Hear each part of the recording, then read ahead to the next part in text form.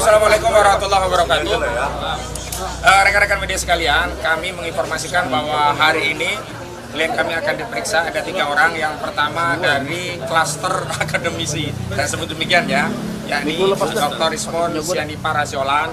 Kemudian yang kedua ada dari wartawan atau jurnalis, yakni Michael Sinaga. Dan ketiga ada juga dari jurnalis, yakni Nudiansah Susilo. Nah, 3 orang ini akan dipanggil, diperiksa hari ini dan kita akan menuntut. Tapi sebelumnya saya ingin sampaikan evaluasi pada pemanggilan sebelumnya, dan ini akan menjadi atensi kami pada pemeriksaan hari ini.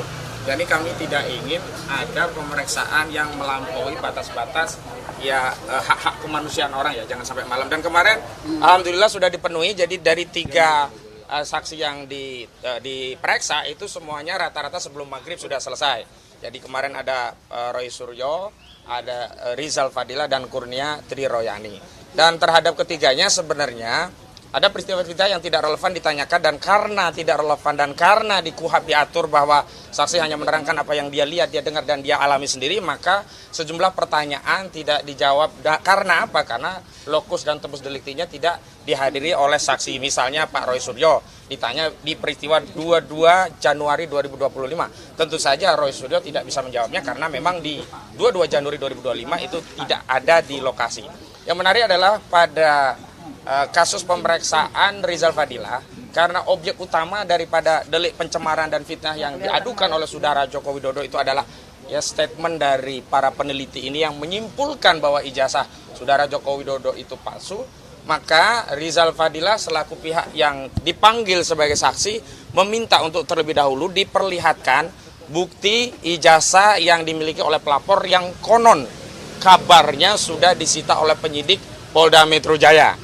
Namun karena ya tidak ditunjukkan barang bukti itu, maka Rizal Fadila kemudian keluar dan pamit untuk tidak diperiksa. Tapi kemudian dipanggil lagi untuk diperiksa di PAP, tetapi sekali lagi ketika masuk pada pertanyaan-pertanyaan yang tidak relevan, saksi Rizal Fadila menyampaikan keterangan keberatan untuk menjawab apa yang ditanyakan oleh penyidik sebelum ijazah yang diklaim sudah diserahkan oleh pelapor yakni saudara Joko Widodo kepada penyidik Polda Metro Jaya itu diberitahu atau ditunjukkan. Nah, untuk Kurnia Triroyani juga sama, cuman Kurnia Triroyani agak lama. Dan sama dengan yang lainnya, ya diperiksa dalam salinan berkas sampai 24 berkas, dan ini yang menjadi lama.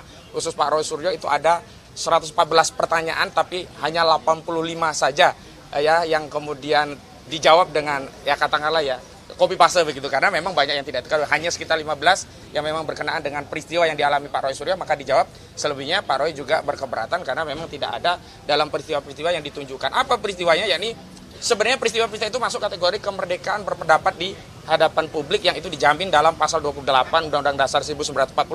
Apa ya? Sejumlah podcast, statement baik yang ada di depan Barreskrim, di TV, di iNews, ada dari iNews ya?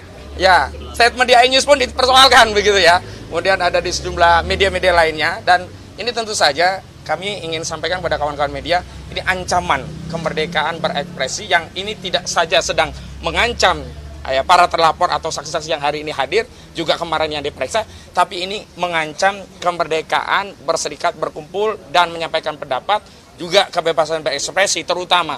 Ya, ini akan mengancam tugas-tugas jurnalisme dalam menyampaikan kabar kepada publik. Padahal banyak saksi yang hadir itu dia hanya nyuting, hanya mengupload dan kemudian menyebarkan, tidak terlibat dalam statement di acara-acara yang diadakan atau statement-statement dari tokoh-tokoh yang berkenaan. Tapi tetap saja ditarik sebagai pihak. Bahkan di klaster kedua itu ada 12 terlapor. Kalau sebelumnya hanya 5 terlapor yang sebelumnya juga tidak disebutkan nama secara lengkap, hanya inisial yakni ES, ya RS, RES, TT dan K. Tapi kemudian kita tahu hari ini ada 12 terlapor yang juga tidak diakui oleh saudara Joko Widodo sebagai pihak yang mencemarkan dirinya.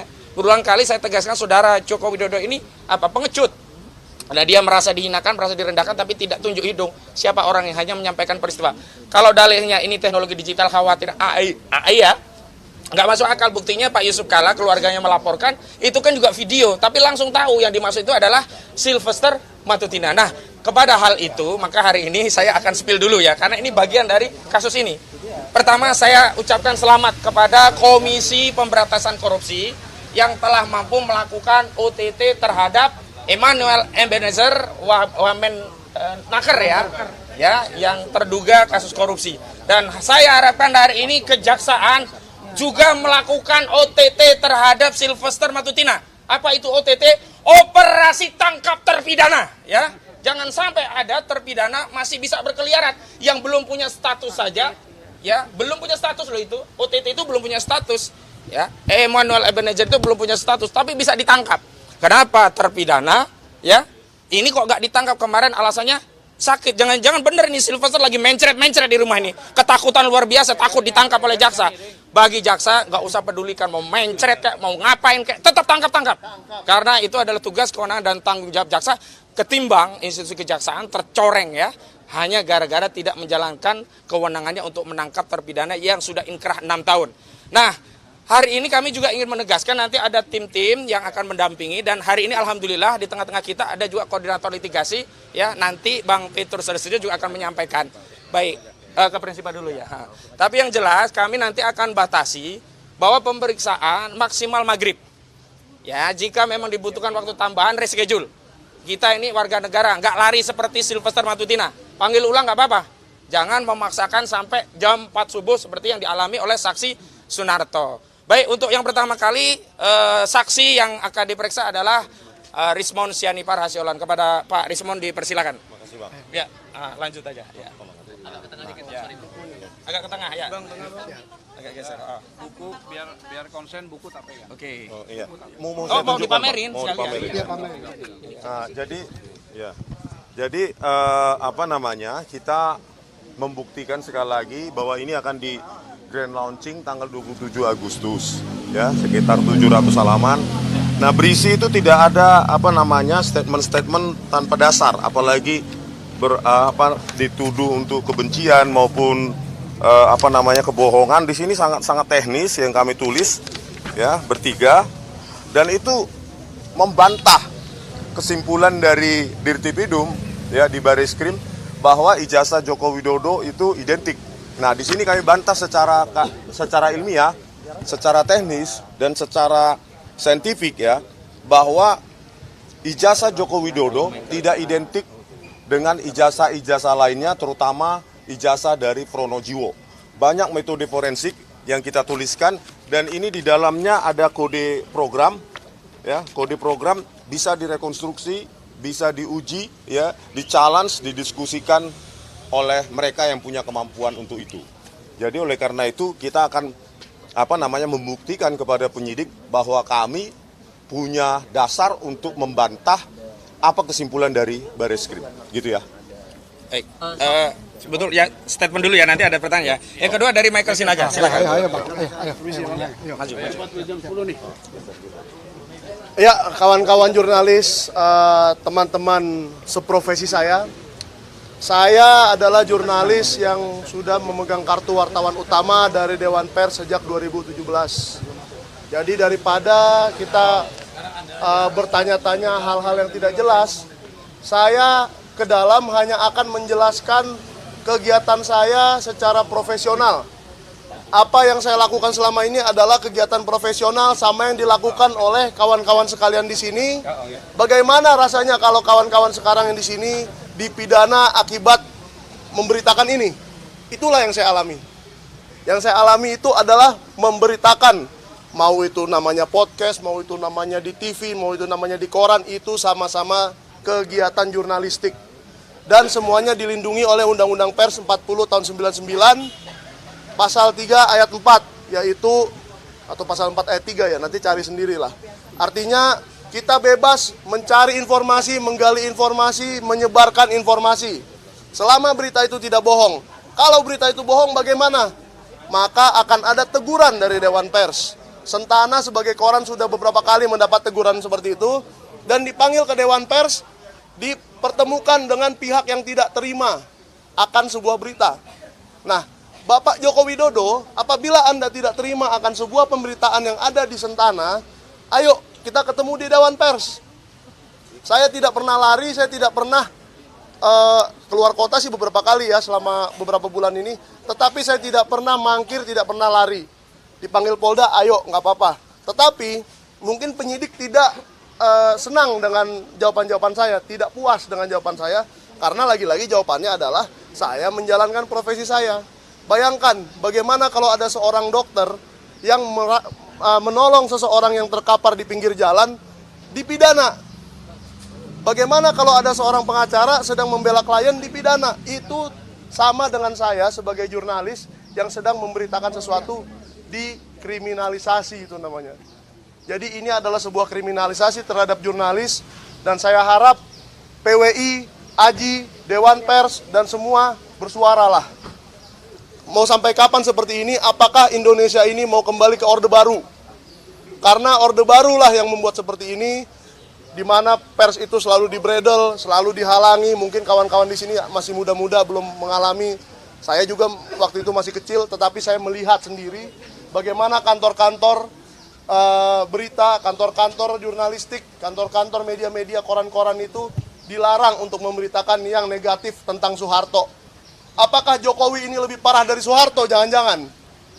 Dalam hal tidak boleh diberitakan secara negatif. Padahal tidak ada yang negatif, ini kan penelitian nih. Silakan buku ini tinggal dibeli. Inilah isi podcast kami kemarin. Tidak ada yang berbeda dari itu. Ya.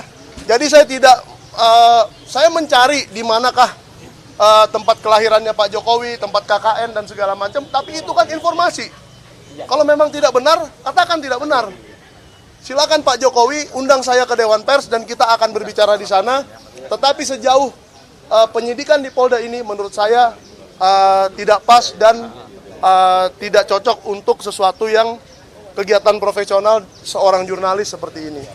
Demikian. Baik, sekarang Ian. Ini saksi yang ketiga yang diperiksa. Ini Bang Ian nih, sesama jurnalis Oke, juga. terima kasih teman-teman sudah bersedia hadir untuk memberitakan soal polemik ini. Dalam artian saya datang ke sini ini yang pertama kali untuk penyidikan, jadi saya juga belum tahu nantinya akan ditanya atau diperiksa soal apa aja. Tentunya karena saya jurnalis, profesinya mirip seperti teman-teman di belakang kamera. Tiba-tiba hari ini saya diundang dan diminta keterangan, tapi saya datang. Terus termul bilang kalau hari ini hari Jumat, orang katakan hari Jumat itu Jumat keramat.